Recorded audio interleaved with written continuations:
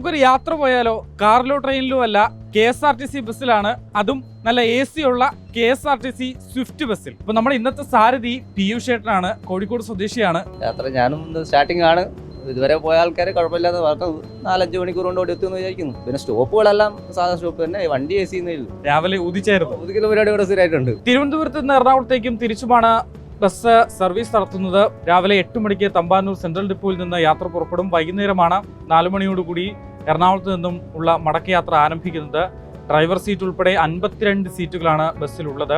ഈ ഒരു ചൂടൻ കാലാവസ്ഥയിൽ എന്തായാലും ഇങ്ങനെ ഒരു ബസ് KSRTC ഇറക്കിയതിന് നല്ലൊരു കാര്യമാണ്. അപ്പോൾ എന്തായാലും എറണാകുളത്തേക്ക് പോകുന്നു, എക്സ്പീരിയൻസ് ചെയ്യാന്ന് വിചാരിച്ച് ബുക്ക് ചെയ്തതാ.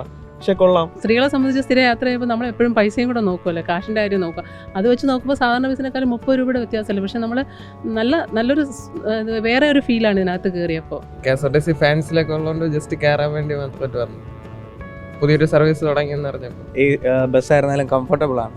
സോ കൊള്ളാം. ഇപ്പോൾ തിരുവനന്തപുരം, കോഴിക്കോട് അങ്ങനെയൊക്കെ സർവീസ് തുടങ്ങണം. ബാറ്ററി ആയതുകൊണ്ട് തന്നെ അധികം ഫ്യൂവൽ ഇതിന് വേണ്ടി വരുന്നില്ല. ഫ്യൂവൽ ബേസ്ഡ് AC അല്ല ഇതിൽ ഘടിപ്പിച്ചിട്ടുള്ളത് എന്നുള്ളതാണ്. മാത്രമല്ല CCTV ഉണ്ട്. അങ്ങനെ സുരക്ഷിതമായി തന്നെ യാത്ര ചെയ്യാനുള്ള മുഴുവൻ സൗകര്യങ്ങളുണ്ട്. പക്ഷേ സീറ്റുകൾ സാധാരണ ഫാസ്റ്റ് പാസഞ്ചർ ബസ്സിലുള്ളത് പോലെയുള്ള സാധാരണ സീറ്റാണ്, പുഷ് ബാക്ക് അല്ല.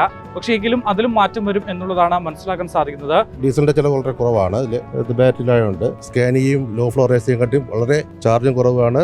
ഇത് എയർ ബസ്സാണ്, AC യും കൂടെയാണ് ഇതിനകത്ത് നല്ല രീതിയിലുള്ള പ്രതികരണമായ യാത്രക്കാരെ നിങ്ങൾക്ക് കിട്ടുന്നത്. കൂടുതൽ AC ബസ്സുകൾ വരും വരും എന്നുള്ളത് ഞങ്ങളുടെ വിശ്വാസം.